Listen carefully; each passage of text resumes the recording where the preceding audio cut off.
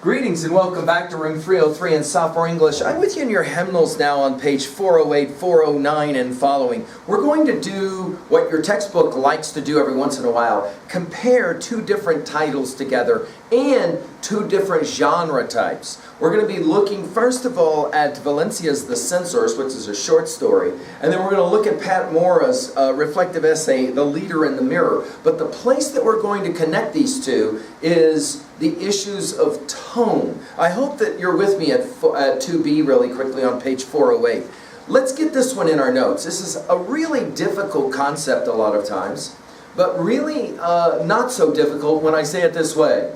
You come sneaking into your house 2 a.m. Why you're out, we won't get into. And the adult you're responsible for flips on the light, turns to you and says, "Where have you been?" And you shoot back, "Where you think." And the adult in your life says, "Don't use that tone of voice with me." Now in that moment, you do not pull out your phone and begin to Google the word tone or concept, nor do you ask the adult in your life, "I'm sorry, what is the operational definition of the word that you just used? What do you mean by tone?" At that moment, you pretty much know what's being said. Not so much what you said, "Where do you think?" but rather how you said it. Read it with me on page 408. The tone of a word is the writer's attitude towards his or her subject. Make sure you get that at 2B. The attitude towards his or her subject and audience. A writer may treat a subject seriously, playfully, with anger or sadness, or in an objective tone that shows no emotion. Tone, notice, closely related to voice. We want to get this one in 2B in our notes. Voice and persona. The personality that a writer shows to readers. The tone of a selection may also be affected by the author's cultural experiences. We saw this in the Achieve piece, didn't we? Since these may help shape his or her attitude toward a subject. The two works you're about to read express very different cultural experiences. One is a work of fiction by a Latin American writer who lived under an oppressive regime in Argentina. The experience is reflected in both the events and tone of her story. The other work is a personal essay by the Mexican-American writer who explores the legacy of family heritage. The cultural experiences she discusses and the tone she uses reflect her admiration for diversity. Tone may be conveyed by the details the writer chooses to include. It can also be developed in the diction. We want to put that down. Diction, word choice that the writer uses. Finally, tone may be revealed in direct statements of the writer's feelings. In these two selections, Censors and The Leader in the Mirror, Valencia and Mora look at perceptions and values created by a society. However, each writer's work expresses different cultural experiences and takes a different tone. Then you've got a chart here to kind of help you play that game. Let's turn to the first of these two in Valencia's The Censors, born in 1938 in Buenos Aires. I'm reading with you now on page 409. In Buenos Aires, the capital of Argentina, Valencia lived in places ranging from bustling New York City to small village Mexico. She brings the same sense of adventure to her writing by changing spellings, creating new words, using puns. Having lived under a repressive regime, she is a strong defender of human rights. In The Censor, she explores the dilemmas that life in a repressive society poses. Hey, look at the background information on 410 really quickly with me. Like many other Latin American writers, Valencia often addresses political issues in her writing. Her native country, Argentina, now a democracy, has had an unfortunate history of censorship and other human rights violations. In the 1970s, a military regime took power, brutally hunting down suspected political foes and censoring news and mail. In The Censors, Valencia explores the absurd aspects of such opposition. So the main character in our story is going to become a censor so that a letter can be reclaimed. Now, this is going to be an interesting bit of irony in this one, so you might want to jot down in 2B. We're going to see some interesting irony as well in this text, okay, as we finish. And obviously we're gonna ask questions as well about what is the tone here. All right, here we go. 410. Notice if you already did what good readers do and you scanned this short story, you see that it's not very long at all. So a whole lot's going to happen in a very short period of time. Write this down as well at 2B. I'm going to ask you at the end of our study of this story. What's the central conflict of the story? So write that one down as well at 2B. What's the central conflict, the struggle, the fight? What is the central struggle of the story? All right, here we go. Let's go ahead now and pay attention. The censors. Let's enjoy being challenged a little bit. The Censors by Luisa Valenzuela. Poor Juan. One day they caught him with his guard down before he could even realize that what he had taken as a stroke of luck was really one of fate's dirty tricks. These things happen the minute you're careless and you let down your guard, as one often does.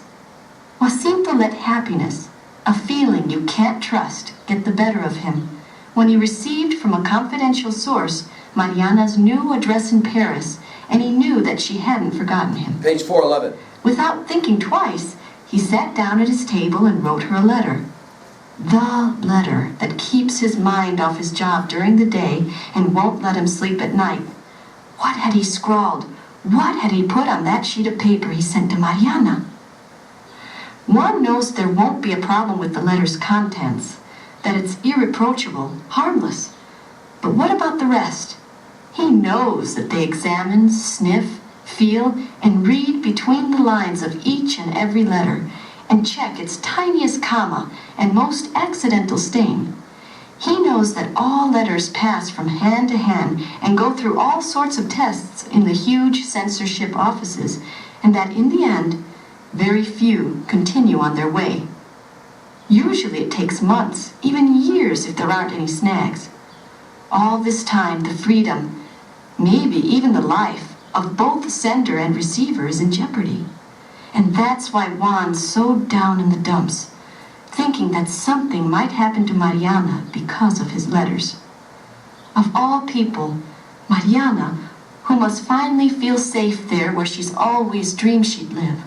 But he knows that the censor's secret command operates all over the world and cashes in on the discount and air rates. There's nothing to stop them from going as far as that hidden Paris neighborhood, kidnapping Mariana, and returning to their cozy homes, certain of having fulfilled their noble mission. All right, let's pause. Go ahead and jot down at level 1. Our story starts out with an interesting bit of irony.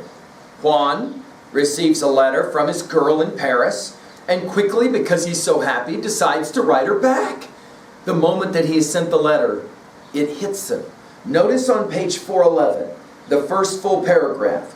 Did you see the shift in tense? From past tense to present tense, did you see this? Write this down at 2B. Notice that this shifts the tone in some ways of this whole little story to make it a little more ominous, right? Ominous meaning what? Scary, frightening. Juan knows there won't be a problem with the letter's content, but what about the rest? He knows that, and it's the first time it gets used. They examine, sniff, feel and read between the lines of each and every letter and check its tiniest comma. Censorship offices, we're told.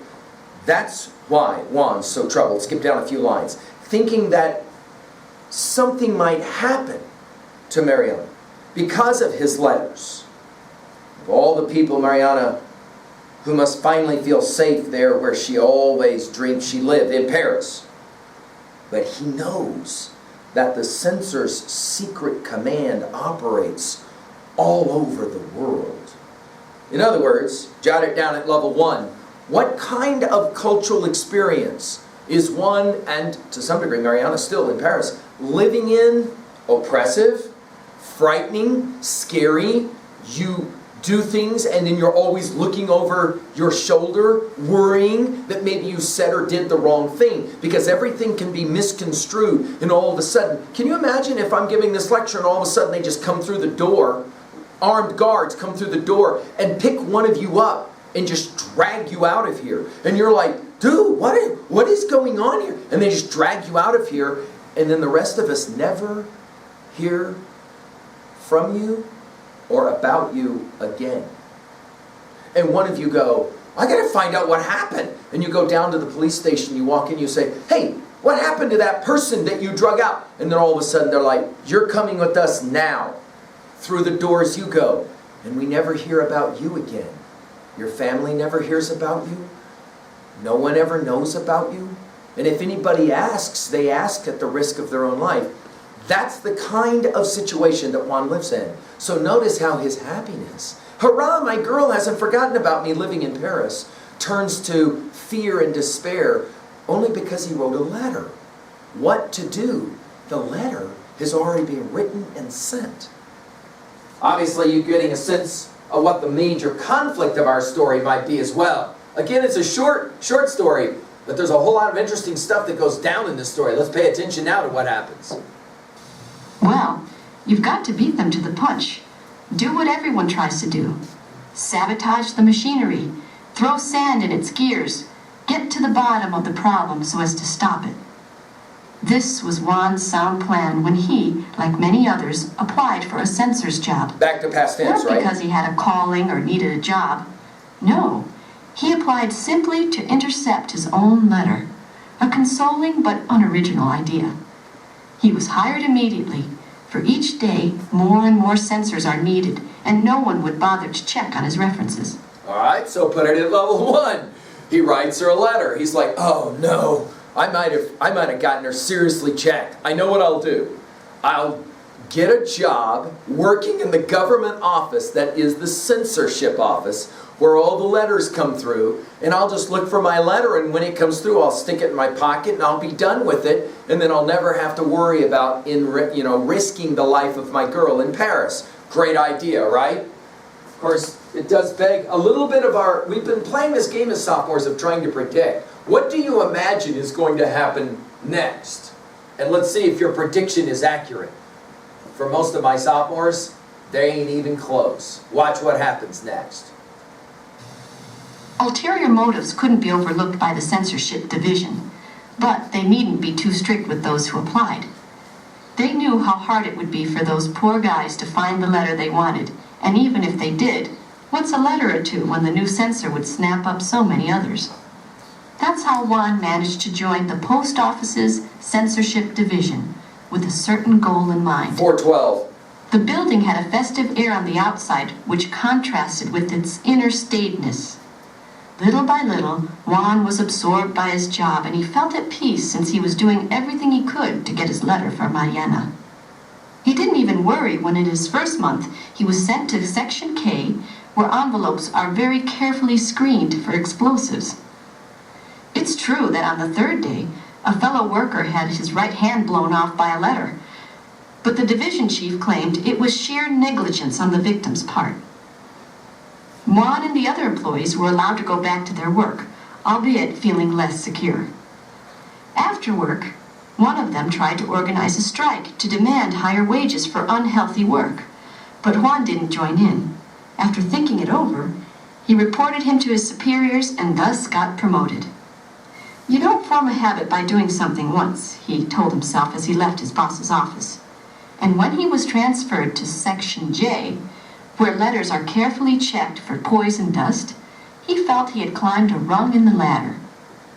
By working hard, he quickly reached Section E, where the work was more interesting, for he could now read and analyze the letter's contents. Here he could even hope to get hold of his letter, which, judging by the time that had elapsed, had gone through the other sections and was probably floating around in this one.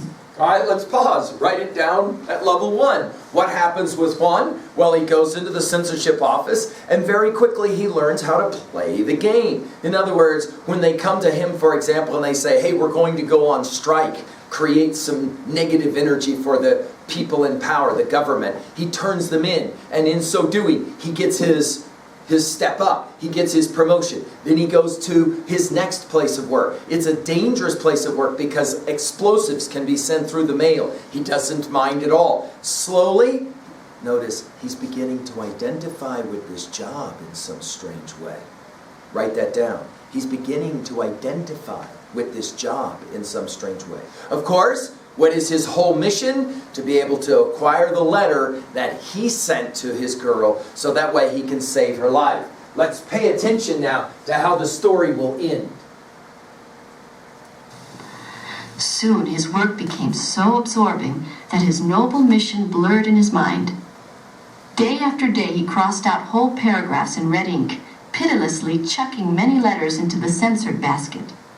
These were horrible days when he was shocked by the subtle and conniving ways employed by people to pass on subversive messages. His instincts were so sharp that he found behind a simple, "the weather's unsettled," or "prices continue to soar," the wavering hand of someone secretly scheming to overthrow the government. 413. His zeal brought him swift promotion. We don't know if this made him happy. Very few letters reached him in Section B. Only a handful passed the other hurdles, so he read them over and over again, passed them under a magnifying glass, searched for microprint with an electronic microscope, and tuned his sense of smell so that he was beat by the time he made it home. He barely managed to warm up his soup, eat some fruit, and fall into bed, satisfied with having done his duty. Only his darling mother worried, but she couldn't get him back on the right road. She'd say, though it wasn't always true, "Lola called. She's at the bar with the girls. They miss you. They're waiting for you." Or else she'd leave a bottle of red wine on the table. But Juan wouldn't overdo it. Any distraction could make him lose his edge, and the perfect censor had to be alert, keen, attentive, and sharp to nab cheats. He had a truly patriotic task, both self-denying and uplifting. His basket for censored letters became the best fed as well as the most cunning basket in the whole censorship division. He was about to congratulate himself for having finally discovered his true mission when his letter to Mariana reached his hands. Naturally, he censored it without regret. And just as naturally, he couldn't stop them from executing him the following morning. Another victim of his devotion to his work. Wow. So, okay, jot down how the story ends. So he becomes so involved, so fanatical, so focused about his censorship work, he begins to identify with this work as saving the government, protecting the government.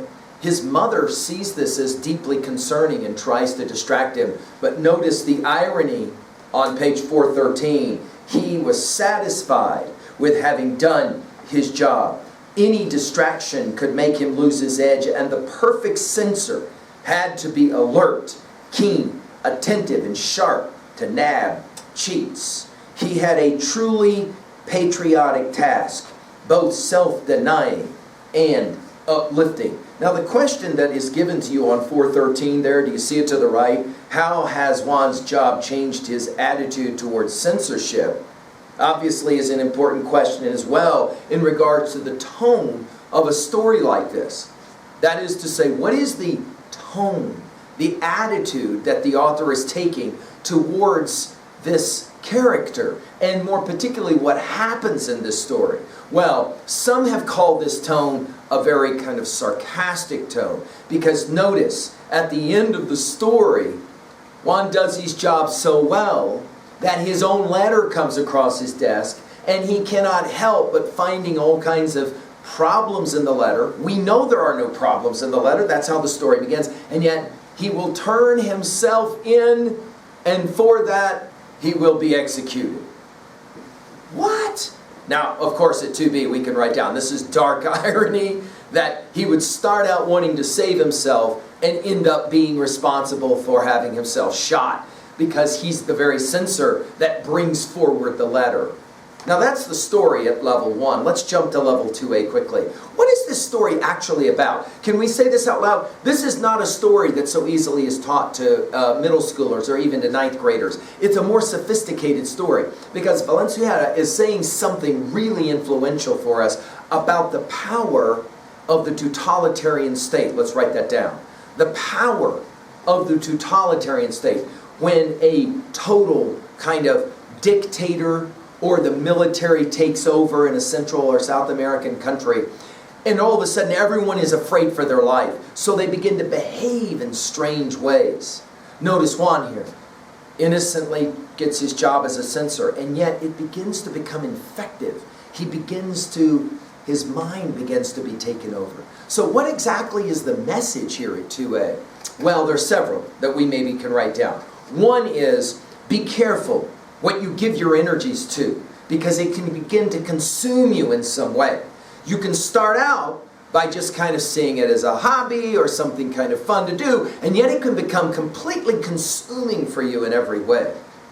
Number two, of course, there's a political message here. The dangers of totalitarianism. The dangers of believing in something that probably isn't healthy for you to believe in. And then all of a sudden, you can change. Did you notice how the mother identifies that? She sees her son is changing, and he himself kind of recognizes, but he thinks it's for the better, and in the end, of course, it leads to his own destruction. A third possible message for a story like this is, things don't always turn out the way you would think or expect, right? Sometimes things end up tragically when you started out just kind of messing around. Of course, 2B, the tone here is suspicious, the tone is sarcastic, the tone is whimsical at times. Notice the end of it, the last line's kind of like a joke, right? Ha ha, he got himself shot because he turned himself in for the very letter that he had written, which was completely innocuous. We know that. It was completely an innocent letter from the very beginning. What is for you at 3A? What is for you the text that teaches the best about the fears of this losses of freedom and the ways in which, when freedom starts to be limited, people begin to behave in horrific ways? It might be a film about a time in history. We think about the Nazi era, don't we? The time in history when all of a sudden people begin to behave in really scary ways. They turn in their best friends, for example, and everything's kind of like dark and twisted. In our sophomore year, we studied Shakespeare's Julius Caesar, a text that you can write down at 3A. When we get there, we'll point out that there's this really kind of scary moment in Julius Caesar when all of a sudden chaos begins to reign. The totalitarian regime is taking over, and it doesn't matter